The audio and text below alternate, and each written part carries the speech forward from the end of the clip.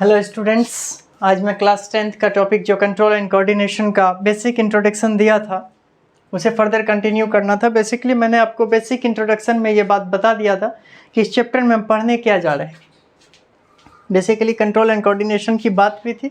Control मैंने कहा था कि एक पावर है, एक एबिलिटी है, या आप किसी लिविंग ऑर्गेनिज्म पे अपना नियंत्रण रख सकते हैं, जैसा चाहें वैसा उससे काम करवा लें। हमारे जैसे बॉडी एक सिस्टम है, हम अपने सिस्टम पे हमारा एक कंट्रोल है।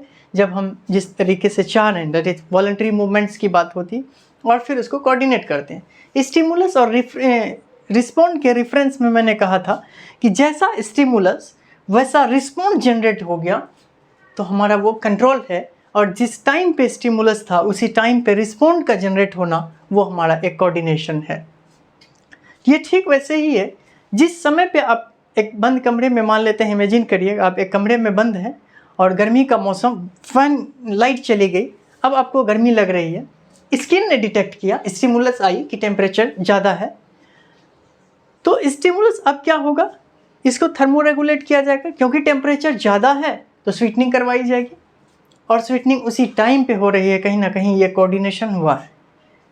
और कंट्रोल इस बात पे था कि क्योंकि टेम्परेचर ज़्यादा है तो स्वीटनिंग करवानी है आपको, ताकि हमारा बॉडी का एक कूलिंग इफेक्ट शो करेगा। तो स्वीट का आना मतलब पसीना, ये मिठाई से नहीं है, पसीने का आना ये कंट्रोल था, और उसी टाइम पे पसीने का आना ये कोऑर्डिनेशन था। बेसिकली हर एक लिविंग ऑर्गेनिज्म में कंट्रोल एंड कोऑर्डिनेशन होता है। आप चाहे माइक्रो ऑर्गेनिजम्स की बात कर लीजिए, या मैक्रो ऑर्गेनिजम्स में आप बैक्टीरिया की, प्लांट्स की बात करिए, या फिर एनिमल्स की बात करिए। तो इस टॉपिक में मैंने आपको सबसे पहले एनिमल्स की बात किया था कि एनिमल्स में कोऑर्डिनेशन दो तरीके से होते हैं, केमिकल कोऑर्डिनेशन, दूसरा नर्वस सिस्टम से control and coordination. Nervous system में आपने पढ़ा कि दो, एक तो सेंट्रल नर्वस सिस्टम, दूसरा पेरिफेरल नर्वस सिस्टम। ये सभी बेसिक इंट्रोडक्शन में करा चुका हूँ, इसलिए मैं सिर्फ एक ओवरव्यू दे रहा हूँ। सेंट्रल नर्वस सिस्टम में आपने ब्रेन और स्पाइनल कोड के बारे में पढ़ा था। पढ़ा क्या था, इसको बस इंट्रोड्यूस किया था मैंने, स्पाइनल कोड। आज मैं इसी टॉपिक को फर्दर कंटिन्यू कर रहा हूँ, दैट इज स्पाइनल कोड को लेकर के, कि स्पाइनल कोड क्या फंक्शंस परफॉर्म करती है।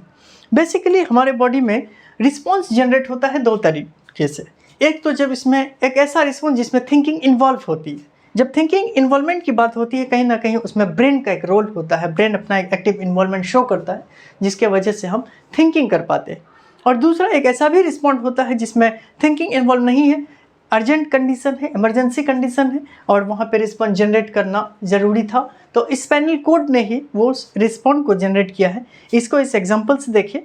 गलती से अगर आपने किसी हॉट ऑब्जेक्ट्स को टच किया, क्योंकि ऑब्जेक्ट्स गर्म था, अब हमारे पास उतना टाइम नहीं है कि हम इस बात के लिए सोचें कि अगर ये ऑब्जेक्ट्स, जो हॉट ऑब्जेक्ट्स आपने टच किया है, अगर ये कंटिन्यूस पे रहा तो आपका हाथ जल सकता है, आपको इंजर्ड हो सकते हैं, आपको दर्द हो सकता है, आपका काम पेंडिंग में जा सकता है। इतना टाइम हमारे पास होता नहीं। अब हुआ क्या, जैसे गर्म ऑब्जेक्ट्स था, आपने टच किया और फिर हाथ को तुरंत बैक लगा लिया।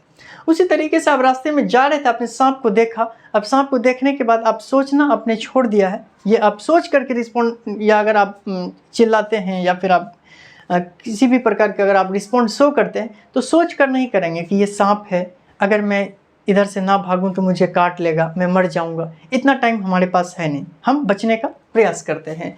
तो वैसे एक्शंस जिसमें थिंकिंग इन्वॉल्व नहीं होता है, वैसा रिस्पॉन्स जिसमें थिंकिंग इन्वॉल्व नहीं होता है, वो फंक्शंस कहलाता है रिफ्लेक्स। ठीक है, और ये परफॉर्म करते हैं स्पाइनल कोड को लेकर के। तो आज चर्चा इसी पे, reflex arc and spinal cord. Reflex arc मैंने कहा एक ऐसा रिस्पॉन्स जिसमें थिंकिंग इन्वॉल्व नहीं होता है, और कराता कौन है, तो स्पाइनल कोड कराता है।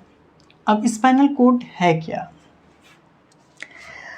बेसिकली जब हम अपने बॉडीज़ में अपने बैक पोर्शन पे रन करते हैं तो एक बम्पी स्ट्रक्चर मुझे मिलता है ऑल ओवर द बॉडी। अगर मैं यहाँ तक बात करूँ, उस बम्पी स्ट्रक्चर को कहा जाता है वर्टिब्रल कॉलम। क्या कहते हैं? Vertebral column. ये वर्टिब्रल कॉलम हमारी बॉडी में 33 होते हैं। ह्यूमंस बीइंग की अगर मैं बात करूँ तो 33 वर्टिब्रल्स कॉलम है। Vertebral column total 33। टोटल 33 की अगर मैं बात करूँ तो 7 तो थोरेसिक रीजन्स पे होते हैं, डेट इज़ ये जो आपका नेक पोर्शन है, इसे थोरेसिक, सर्वाइकल रीजन कहते हैं। और ये जो पोर्शन आप देख रहे हैं रिब कैज वाली, ये थोरेसिक्स है, उसके बाद फिर लंबर है, सैक्रम और फिर कॉक्सिक्स बोन आती है। तो सबका नंबर मैं लिख देता हूँ, आपको मैं निमोनिक्स भी दे दूंगा, इसको कैसे याद करना है। सर्वाइकल रीजन पे 7 है और थोरेसिक्स रीजन पे अगर बात करें यहाँ पे 12, और लंबर की बात करूँ तो यहाँ पर टोटल 5 बोन्स होते हैं, ये 33 बोन्स हैं, ठीक है। सैक्रम की बात करें, सैक्रम भी 5, और कॉक्सिक्स से अगर बात करूं ये 4 है, 4 लेकिन फ्यूज्ड फॉर्म में होते हैं, दिखता एक ही है।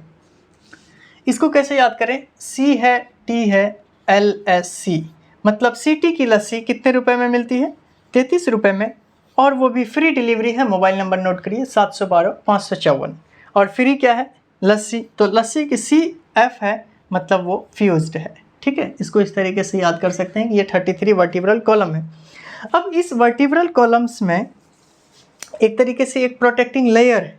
अब इसी वर्टिब्रल कॉलम के अंदर में स्ट्रक्चर प्रेजेंट होता है, दैट इज आपका स्पाइनल कोड पूरा कंबाइंड होता है। स्पाइनल कोड कैसा होता है, उस स्ट्रक्चर को आप थोड़ा ध्यान से देखिएगा। ये कुछ इस तरीके से डी सेपिड स्ट्रक्चर है।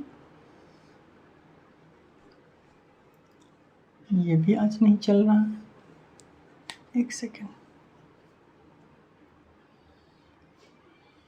ये कुछ ऐसा एक स्ट्रक्चर है, और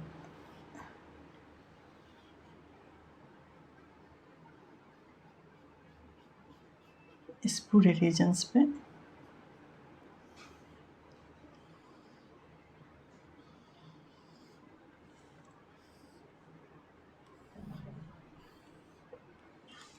सॉरी, ये स्ट्रक्चर सही बना नहीं, मैं एक बार और ट्राई करता हूँ, अच्छा से हो जाए।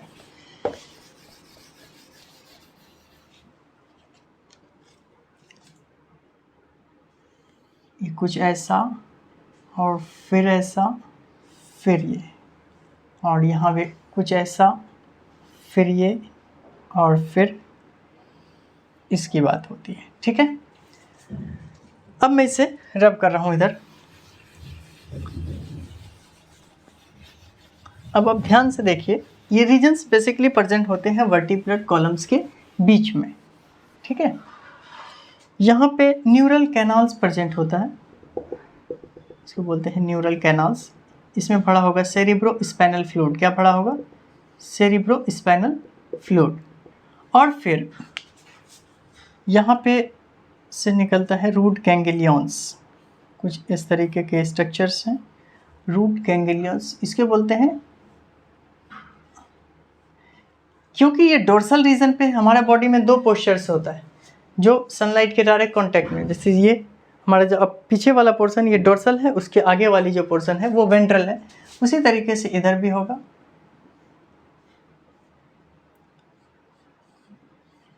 ये कुछ इस तरीके से, इसे कहा जाता है डोर्सल रूट ऑफ गैंग्लियंस। ये हो गया हमारा वेंट्रल रूट ऑफ गैंग्लियंस, और ये न्यूरल कैनाल है जहाँ पर स्पाइनल फ्लूइड जो है वो सेरिब्रो स्पाइनल फ्लूइड वो भरा पड़ा होता है, ठीक है। ये बेसिक स्ट्रक्चर की बात हुई, इसे कहा जाता है डोर्सल रूट गैंग्लियन,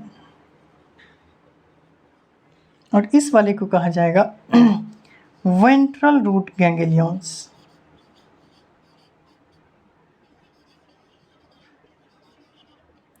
अब आपके मन में सवाल आ रहा होगा कि ये गैंग्लियन क्या है। बेसिकली ये कलेक्शन ऑफ सेल बॉडी,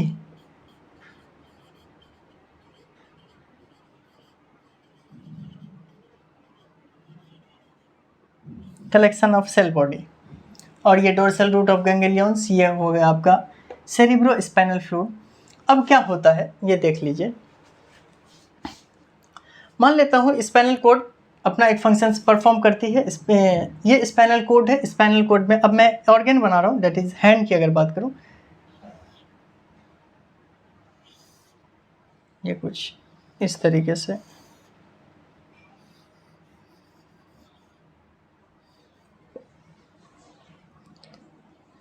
ये हो गया हैंड। और यहाँ पे मान लेता हूँ मैं कोई गर्म एक ऑब्जेक्ट है जिसमें गर्म पानी ही है।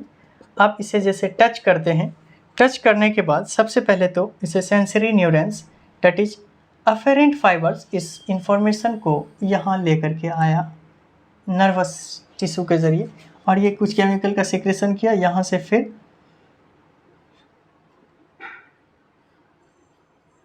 दूसरा न्यूरॉन्स इसको इफेरेंट फाइबर्स तक ले आया। इसमें ब्रेन इन्वॉल्व ही नहीं, और यहाँ से फिर इफेरेंट वाली हो गई। अब दो पाथ देख रहे हैं, एक तो सेंसरी है, दूसरा मोटर न्यूरॉन्स की तरफ आ रहा है। ठीक है, अब इस वाले जो पाथ है यहाँ जिससे सेंसेशन लिया, इसे बोलते हैं अफेरेंट फाइबर्स। क्या बोलते हैं? Afferent fibres. बेसिकली यहाँ पे सेंसरी न्यूरॉन्स होते हैं। ठीक है, सेंसरी मसल से आप कह सकते हैं। और ये जो पोर्शन आप देख रहे हैं इसे कहा जाता है इफेरेंट फाइबर्स।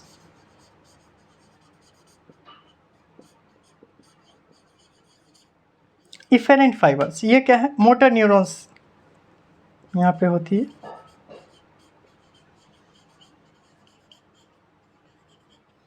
और इस वाले न्यूरॉन्स को कहा जाता है रिले सेंटर। क्या कहते हैं? Relay centre. रिले एक्चुअल में गेम आप लोगों ने देखा होगा, रिले रेस, इसे रिले न्यूरॉन्स कहते हैं। रिले रेस क्या होता है कि बेसिकली मान लेते हैं कि 2 किलोमीटर के एक रेंज में रनिंग रेस है, तो उसके हाथ में कोई ऑब्जेक्ट पकड़ा दिया जाए, लाइक एक मार्कर है। इस मार्कर से 4 ग्रुप के लोग लगे होते हैं, 50 मीटर के बाद हर एक फ्रेंड होगा। तो ये क्या होता है कि ग्रुप में गया, फर्स्ट फ्रेंड ए फ्रेंड जा करके बी फ्रेंड को ये ऑब्जेक्ट दिया, बी फ्रेंड 50 मीटर दौड़ के सी फ्रेंड को वो ऑब्जेक्ट देगा, और फिर सी फ्रेंड ने 50 मीटर दौड़ करके फिर वो डी फ्रेंड को। इस तरीके से वो राउंड कंप्लीट होता है। बेसिकली हमारा मुद्दा ये क्या था? ऑब्जेक्ट्स, ये मार्कर जो एक फ्रेंड्स ने दूसरे फ्रेंड्स को ट्रांसफ़र किया।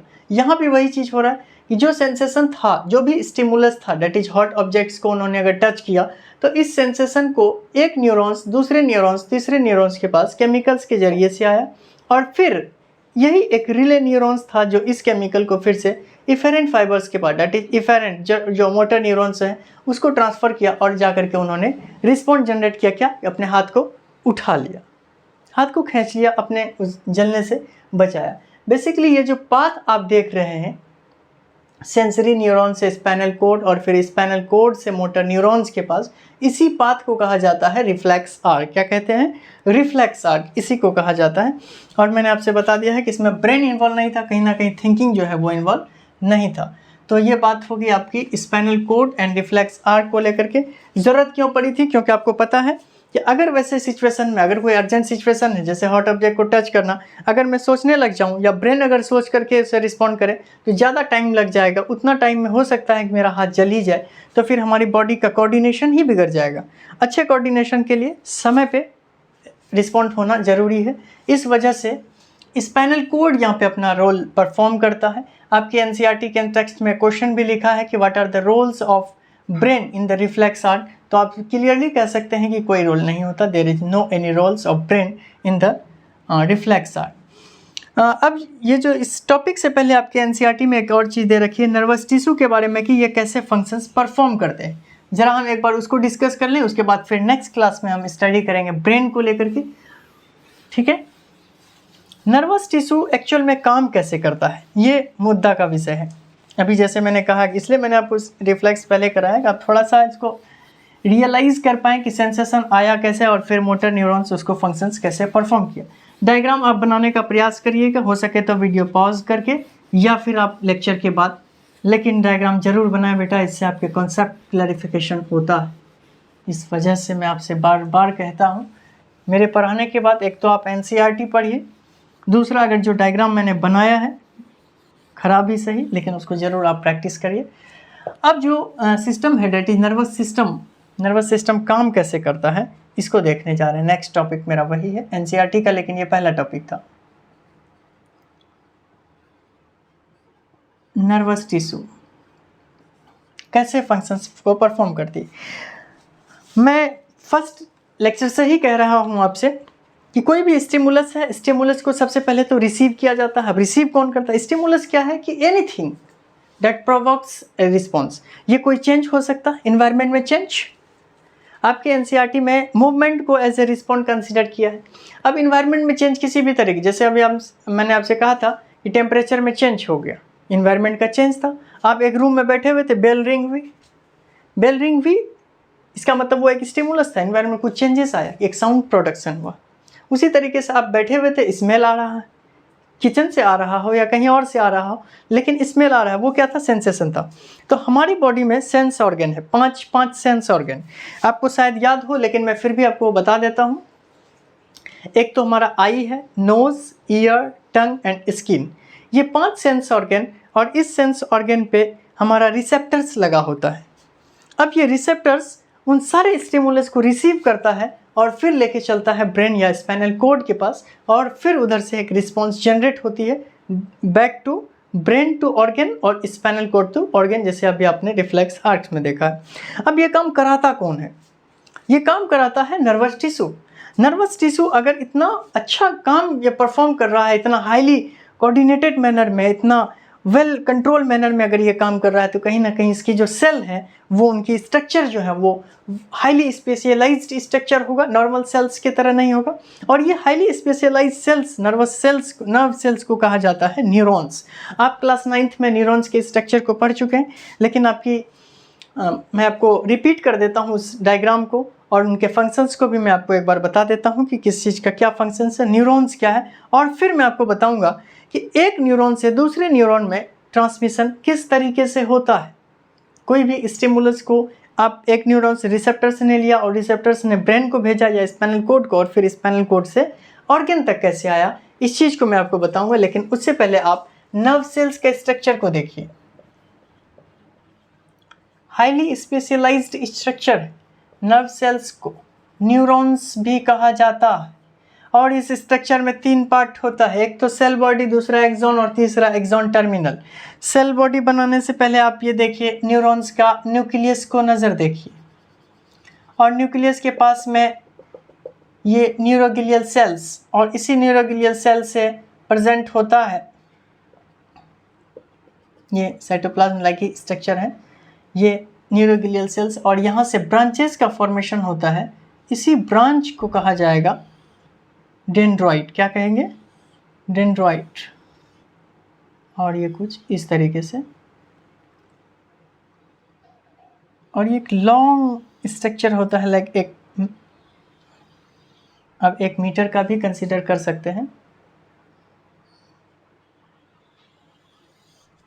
इस डायग्राम को मैं थोड़ा और अच्छे से ड्रॉ करता हूँ, डेट्स वाई कि आपको ये चीज़ समझ आ जाए बस। और ये रहा टर्मिनल एंड्स, एक्सॉन टर्मिनल इसे कहा जाता है, ये एक्सॉन टर्मिनल है, ठीक है। ये ब्रांचेस हैं, ब्रांचेस जिसे आप डेंड्राइट कहते हैं, ठीक है। और ये डेंड्राइट बेसिकली स्टिमुलस को रिसीव करता है, और ये एक्सॉन में यहाँ पर फैट की लेयरिंग होती है, जो वाइट कलर का फैट है, इसे कहा जाता है माइलिन शीथ, और जहाँ पे नहीं पाया जाता है उसे कहा जाता है नोड ऑफ रेनवियर। क्या कहते हैं? Node of Ranvier. तो इसके पूरे स्ट्रक्चर को आप एक बार देखिए, इसे कहेंगे डेंड्राइट, और ये रहा आपका न्यूक्लियस, दोनों मिल करके बनाया सेल बॉडी। और यहाँ पर जो लॉन्ग इलोंगेटेड स्ट्रक्चर देख रहे हैं, इसे कहा जाता है माइलिन शीथ, और जहाँ पे नहीं है इसे कहा जाता है node of Ranvier, node of Ranvier. और ये है आपका एक्सॉन, और इस वाले रीजन को कहा जाता है एक्सॉन टर्मिनल।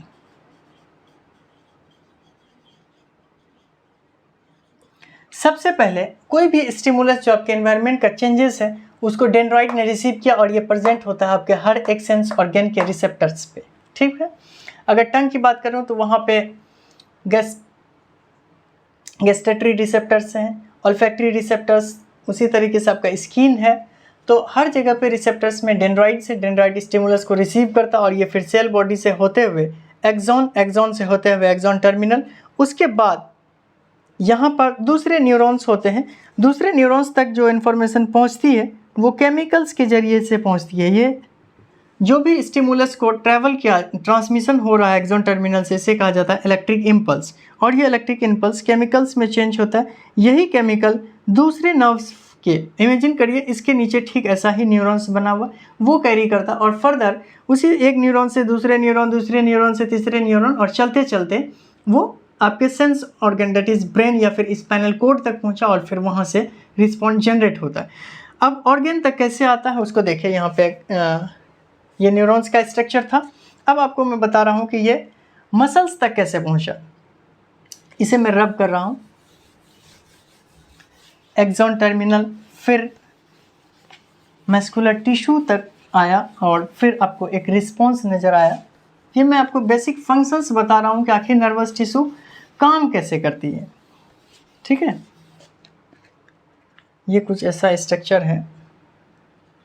ये फिर से मैं न्यूक्लियस ही बना रहा हूँ। न्यूक्लियस में ये एक्सॉन टर्मिनल हो जाएगा।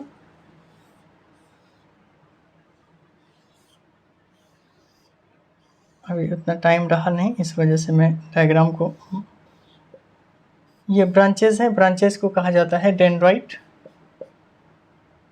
और इसी डेंड्राइट से होते हुए ये रहा एक्सॉन। एक्सॉन का ये एक्सॉन टर्मिनल वाला पार्ट,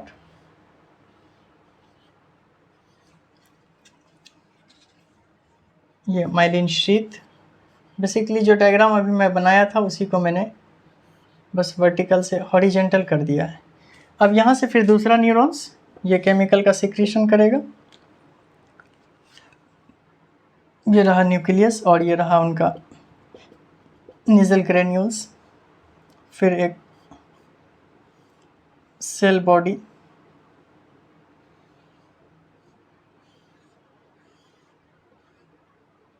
ये एक्सॉन टर्मिनल की तरफ मैं जा रहा हूँ। और ये रहा फिर से दूसरा माइलिन शीथ। ये ए न्यूरॉन्स हैं, ये बी न्यूरॉन्स हैं। ए न्यूरॉन्स डायरेक्ट सेंस ऑर्गन के कांटेक्ट पे था, डेंड्राइट यहाँ भी प्रेजेंट था। ये स्टिमुलस को लिया सेल बॉडी से एक्सॉन टर्मिनल पे आने के बाद यहाँ पे केमिकल का सिक्रेशन हुआ और ये केमिकल सिक्रेशन को फिर से ये न्यूरॉन्स लेगा, रिले सेंटर का काम कर रहा है। इन्होंने इस इन्फॉर्मेशन को लिया और फिर दूसरे न्यूरॉन्स इसी तरीके से करते करते ब्रेन से होकर के फिर फाइनली जो हमारा ऑर्गन तक आता है। ऑर्गन का मैं मसल्स का डायग्राम बना रहा हूँ। 4 मसल फाइबर्स प्रेजेंट होते हैं। ठीक है, ये कुछ इस तरीके से हैं।